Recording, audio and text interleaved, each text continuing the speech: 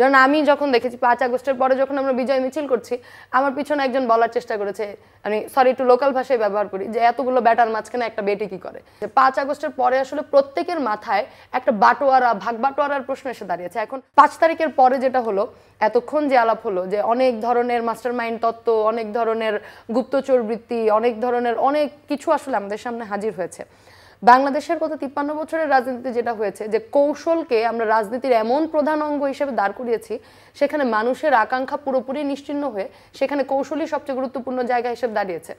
এখন যখন নারীরা এই আন্দোলনের স্টেক হোল্ডার, তখন তো আসলে নতুন করে নারী ভাবনাটা ভাবতে হচ্ছে, নারীর অধিকার প্রশ্ন, নারীর অবস্থান প্রশ্নে ভাবতে হচ্ছে। নারী শুধুমাত্র প্রেরণাদায়ক নারী না। এটা কি আপনাদের নারীদের সীমাবদ্ধতা নাকি পুরুষতান্ত্রিক যে আমি আমাদের সমাজের সেটাই বলতে দুর্বলতা চাচ্ছি সেটা? যে শুধুমাত্র নারীরা প্রেরণাদায়ক না, বরং নারীরা স্টেক হোল্ডার, নারীরা বিভিন্ন সিদ্ধান্ত নীতি নির্ধারণী জায়গাতে আসলে নারীরা আসতে পারছেন।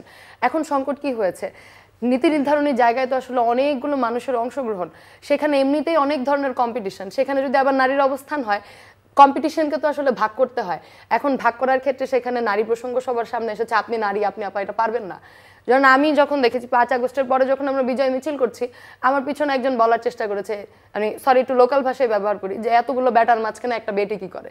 আমি জাস্ট ধরেন পিছনে আন্দোলনের সময় প্রশ্ন কিন্তু আসে না, আন্দোলনের সময় কিন্তু এই প্রশ্নের কোনো জায়গায় ছিল না, বরং নারায়ণগঞ্জে আমরা প্রত্যেকটি ছাত্র সংগঠনের সমন্বয়ে যে আন্দোলন শুরু করেছিলাম, সেখানে সকলের সাথে একদম একদম ব্যক্তিগতভাবে আসলে সমন্বয়ের কাজটা আমি করেছি। তখন কিন্তু কেউ প্রশ্ন করেনি। কিন্তু 5 আগস্টের পরে কি হয়েছে, 5 আগস্টের পরে আসলে প্রত্যেকের মাথায় একটা বাটোয়ারা, ভাগ বাটোয়ারার প্রশ্ন এসে দাঁড়িয়েছে। এখন যখন ভাগ বাটোয়ারার প্রশ্ন হয়, তখন তো আপনাদেরকে অংশীদার কমাতে হয়। এই অংশীদার কমানোর যাত্রা আসলে আপনি কি কি দিয়ে অংশীদার কমাতে পারেন? যোগ্যতার প্রশ্নে আসলে তো সেই অংশীদার কমানোর আলাপ আসে না, তখন নিজেকে যোগ্যতর করে গড়ে তোলার প্রসঙ্গ আসে। কিন্তু সেখানে যেহেতু আমাদের আগ্রহ অনেক কম, যেহেতু আমরা কৌশলকে বেছে নিই, সেই আগ্রহ কমের জায়গা থেকে আমরা বেছে নিয়েছি কি, আমরা কৌশলগতভাবে বললাম আপনি তো এই জায়গার জন্য না, এটা আপনার জন্য খুবই খারাপ বিষয়, করতে পারছেন না কেন, খুবই খারাপ বিষয়। এখন সেই জায়গা থেকে হয়েছে কি, এই যে একটু আগে যে বটের আলাপটাও আসলো, নারীরা যখন এই সকল কিছু ধরেন, এই সকল কিছু ফেস করেই যখন সে বলছে এতগুলো পুরুষের মাঝখানে নারী কি করি, আমি কিন্তু ওখান থেকে সরে যাইনি, সেই মুভমেন্টে কিন্তু আমি এগিয়ে গেছি, এখনো পর্যন্ত সেই রাস্তাতেই অবস্থান করছি।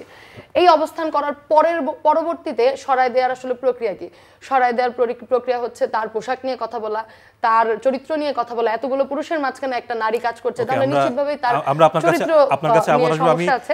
এই জায়গাগুলো দিয়ে আসলে আমাদেরকে কৌশলের উপর দাঁড়িয়ে দাঁড় করা, নাসিরউদ্দিন নাসির আপনার কাছে আবারও আসতে চাই।